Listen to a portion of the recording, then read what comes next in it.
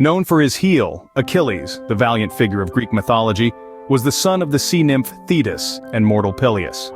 Born amidst divine intervention and prophecy, he was deemed a hero from his earliest days. His mother Thetis dipped him in the river Styx at birth to make him invincible, but his heel by which she held him remained vulnerable.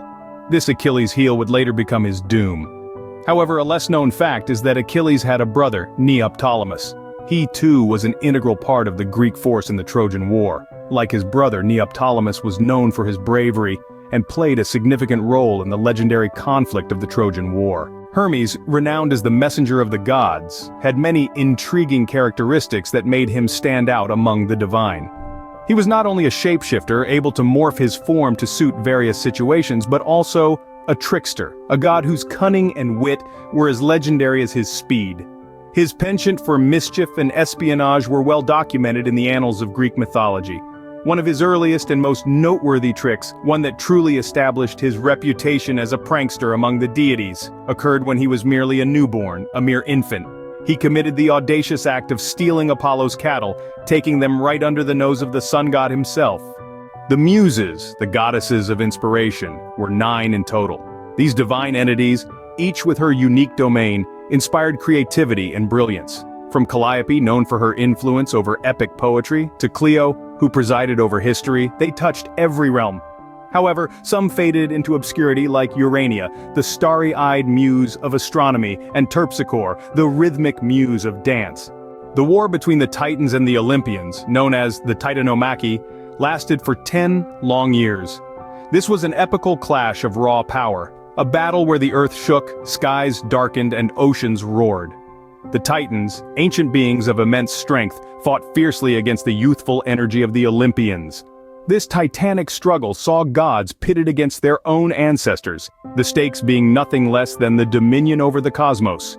The Olympians, led by Zeus, used strategy and cunning to offset the Titans' brute strength. In the end, the Olympians emerged victorious, but the war was a close call. Athena, the goddess of wisdom, was born from Zeus's forehead, fully grown and dressed in armor. Zeus, the sky and thunder god in ancient Greek mythology, had a fascinating narrative surrounding his child's birth. This wasn't a typical birth. Zeus's wife, Metis, was pregnant. However, a prophecy hung over Zeus, threatening his reign, foretelling his downfall at the hands of his offspring. To prevent this, Zeus swallowed Metis while she was pregnant. This unusual birth resulted from Zeus swallowing his pregnant wife, Metis, to prevent a prophecy of being overthrown by his son. The river Styx is renowned as the boundary that separates Earth from the underworld. This ancient river, wreathed in myth, held more than just a geographic significance. It was also viewed with utmost reverence, acknowledged as a divine entity by the gods themselves. They would passionately swear their oaths by it, imbuing the river with an air of sacred solemnity. Such oaths were not taken lightly, they were a testament to the gods' integrity. Breaking such a solemn promise, an oath taken on the river Styx was deemed as the ultimate dishonor. In Greek mythology, there lies a tale about the origin of the first rose. This tale revolves around Aphrodite, the goddess of love, and an incident that would forever change the nature of a certain flower. Aphrodite, known for her bewitching beauty, was an iconic figure in Greek lore. On one fateful day, while she was strolling around the lush gardens of Mount Olympus, Aphrodite accidentally pricked her finger on a thorn. As the goddess's divine blood seeped out and dripped onto a nearby white flower, a transformation occurred. This white flower, absorbing the goddess's blood, slowly started to change color. From its petals to its core, it morphed from pure white to a vibrant red.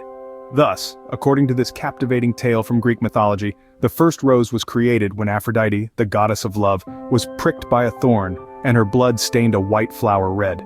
Hera, the wife of Zeus, was recognized widely for her fierce jealousy that raged like a wildfire. This jealousy wasn't unfounded though, as it was primarily targeted towards Zeus's numerous lovers, often innocent nymphs and mortal women who caught the attention of her philandering husband. Her wrath was also extended to their offspring, leaving them as unfortunate collateral damage in this celestial feud.